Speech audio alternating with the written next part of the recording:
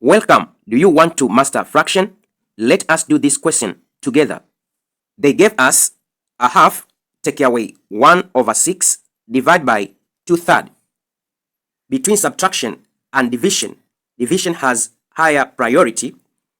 So 1/2 minus 1/6 divided by 2/3. I'm going to start with division. That is going to be 1/2, take away 1/6, I'll keep it, then I'll change division to multiplication, and then I'm going to reciprocate a third, that is going to be 3/2.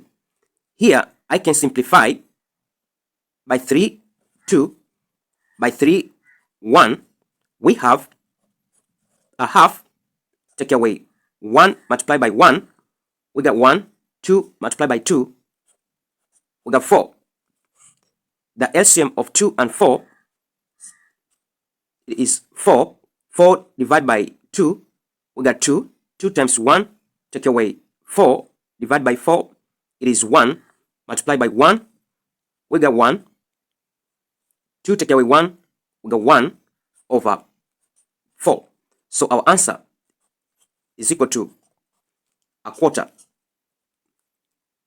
I hope you understand this question. For more questions on fraction, you can check my playlist over here.